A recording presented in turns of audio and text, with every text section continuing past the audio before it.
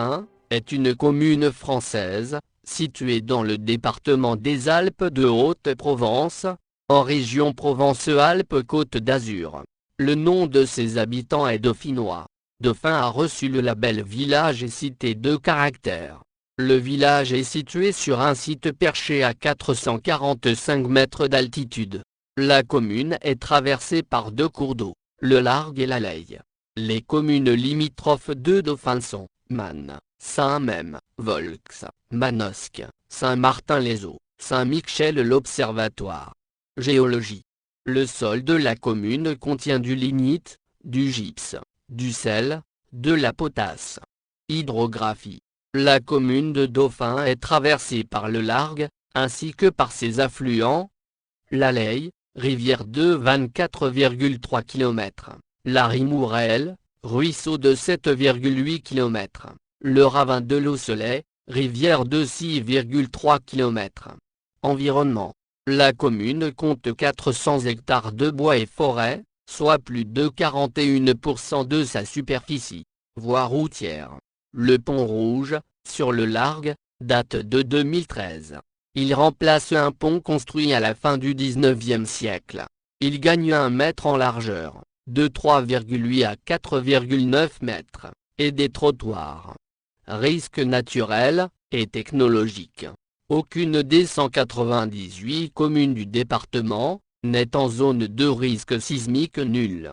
Le canton de Forcalquier, auquel appartient Dauphin, est en zone AB, sismicité faible, selon la classification déterministe de 1991, basée sur les séismes historiques, et en zone 4, risque moyen, selon la classification probabiliste EC8, de 2011. La commune de Dauphin est également exposée à 3 autres risques naturels: les feux de forêt, les inondations, dans les vallées du Largue et de la Leye, les mouvements de terrain. La commune est presque entièrement concernée par un aléa moyen à fort. La conduite souterraine d'éthylène est indiquée par un potelet blanc, dépassant du sol de 40 cm environ, et un poteau blanc plus haut coiffé d'un chapeau métallique.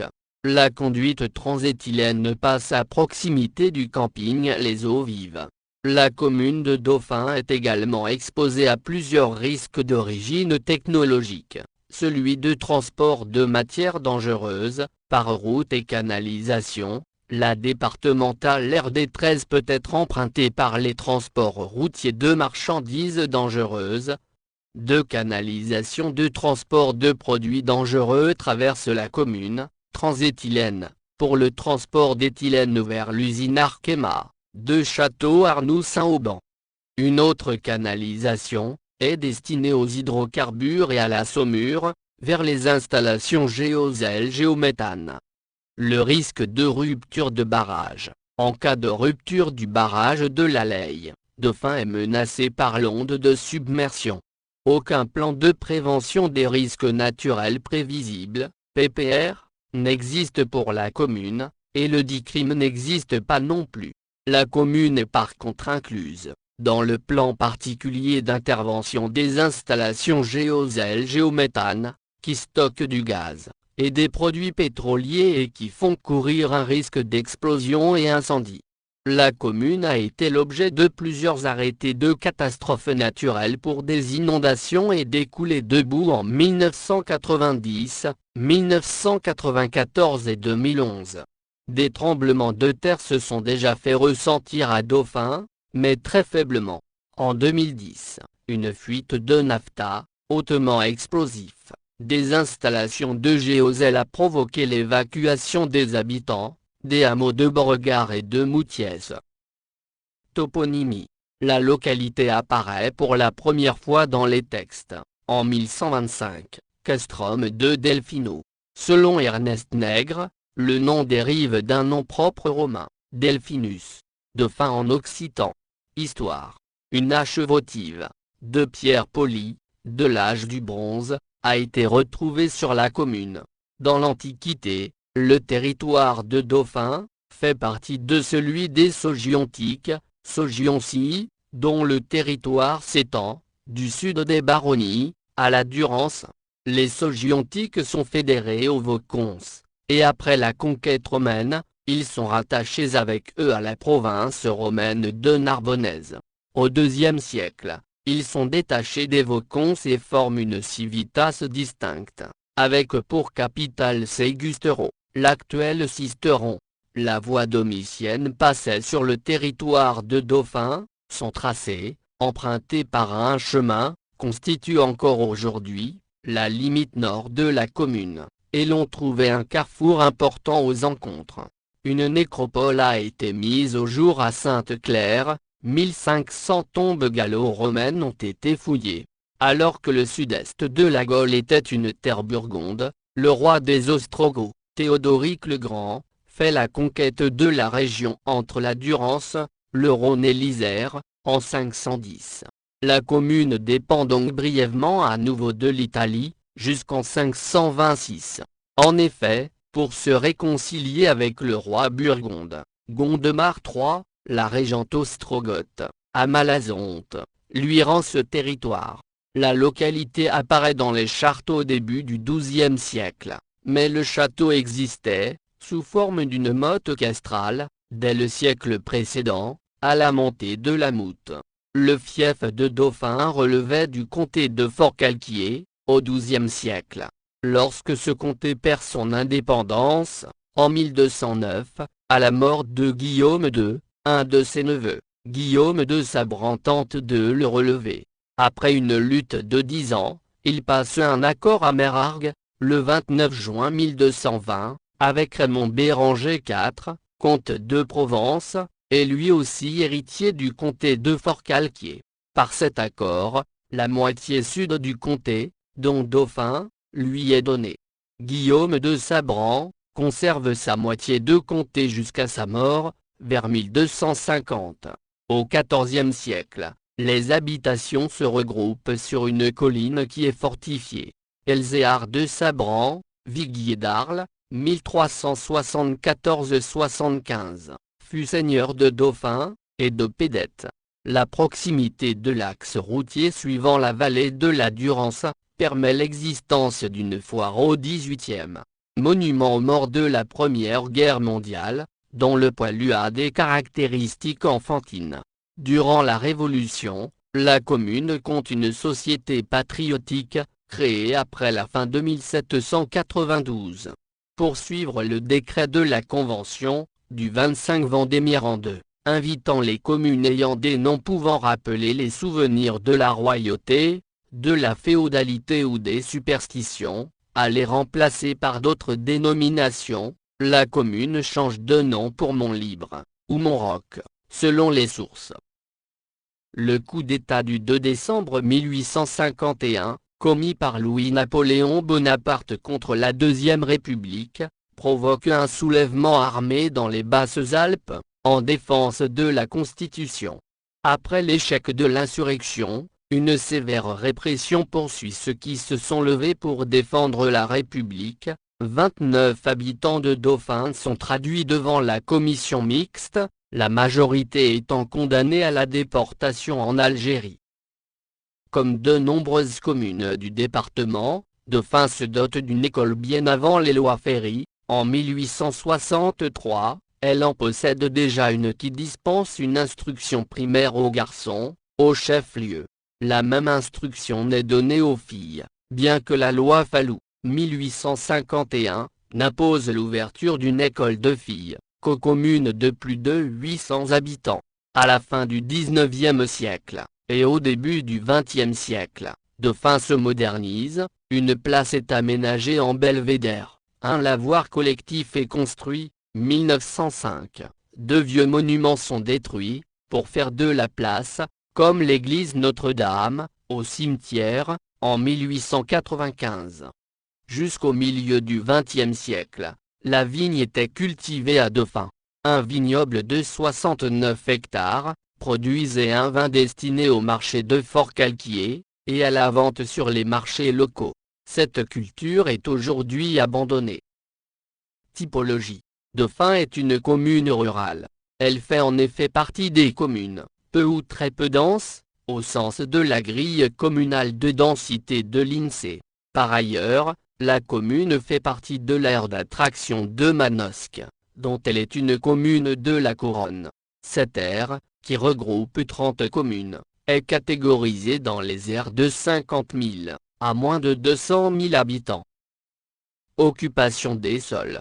L'occupation des sols de la commune, telle qu'elle ressort de la base de données européenne d'occupation biophysique des sols, Corinne Landcover, CLC, est marquée par l'importance des forêts et milieux semi-naturels, 53,4% en 2018, une proportion identique à celle de 1990, 53,2%.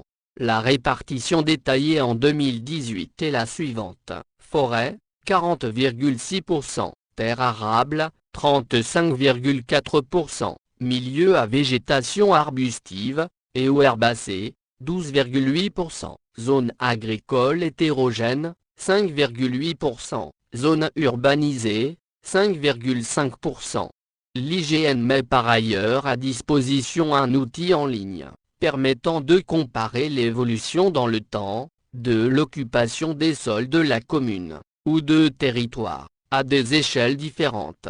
Plusieurs époques sont accessibles, sous forme de cartes, ou photos aériennes. La carte de Cassini, 18e siècle, la carte d'état-major, 1820-1866, et la période actuelle, 1950 à aujourd'hui. L'évolution du nombre d'habitants est connue à travers les recensements de la population effectués dans la commune, depuis 1765. À partir de 2006, les populations légales des communes sont publiées annuellement par l'INSEE. Le recensement repose désormais sur une collecte d'informations annuelles, concernant successivement tous les territoires communaux, au cours d'une période de 5 ans. Pour les communes de moins de 10 000 habitants, une enquête de recensement portant sur toute la population est réalisée tous les 5 ans, les populations légales des années intermédiaires, étant quant à elles estimées par interpolation, ou extrapolation. Pour la commune, le premier recensement exhaustif entrant dans le cadre du nouveau dispositif a été réalisé en 2005.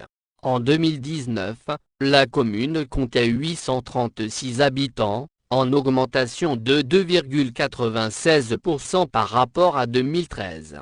Pour mémoire, les Alpes de Haute-Provence, plus 1,48%, la France, hors Mayotte, plus 2,17%. Lieux et monuments remarquables.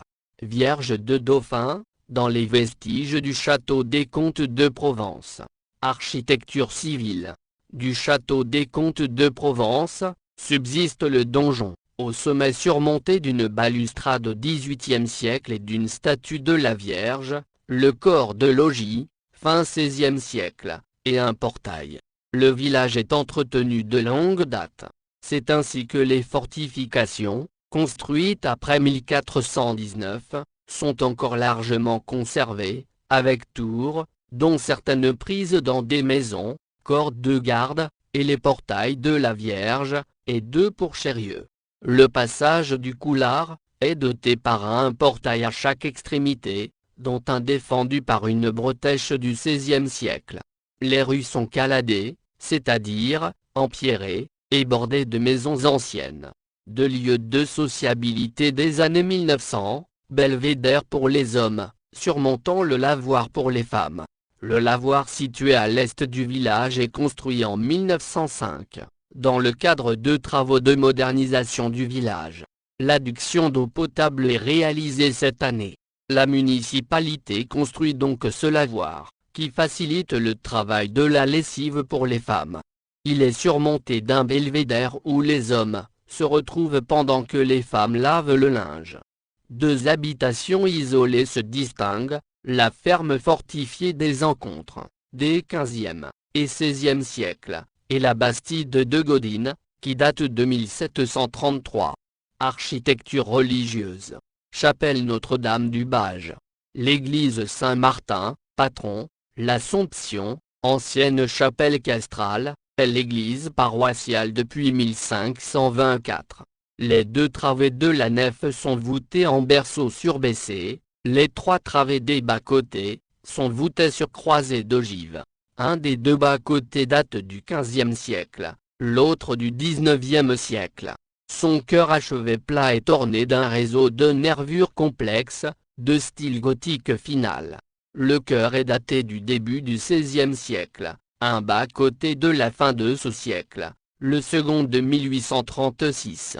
Certains chapiteaux sont datés des XIIe et XIIIe siècles, et sont classés. L'église possède un orgue baroque. Dans le mobilier de l'église, plusieurs objets sont classés. La crèche de Noël date de 1748, les costumes sont du début du XIXe siècle, et possèdent 21 santons, dont 2 en cire, classés monuments historiques. Au titre objet, le ciboire en argent, donné par Napoléon III, des statues de carton-pâte dorées de la Vierge et de la Vierge à l'Enfant, XIXe siècle. La chapelle Notre-Dame de Chamberlain, située dans le cimetière, est l'ancienne église paroissiale. Elle a été l'église du prieuré, et appelée au XIXe siècle, Notre-Dame de Champrelier. La chapelle Notre-Dame du Bage, ou du Bage, sur la route de Saint-Martin, est construite en 1619, et agrandie en 1669, pour atteindre les 71 mètres. Elle est une reconstruction d'une chapelle antérieure. Sa voûte a disparu. But d'un pèlerinage, pour sa Vierge miraculeuse, elle a été restaurée dans les années 1950, et décorée d'œuvres contemporaines. Le site ombragé est en lui-même un but de promenade. L'oratoire de Notre-Dame du Bage, construit en 1619, porte une triple inscription en latin, français et provençal. Une lanterne des morts de très petite taille existait au cimetière, avant d'être détruite pour agrandir l'entrée du cimetière, dans les années 1930. Les pierres d'origine avaient été récupérées par un habitant, et ont été remontées grâce à Alpes de Lumière, en 1981. Ce monument est très rare, d'abord par sa localisation en Provence, et par sa taille. Elle éclairait, selon la mention de Pierre le Vénérable, le cimetière chaque nuit, en signe de respect pour les morts.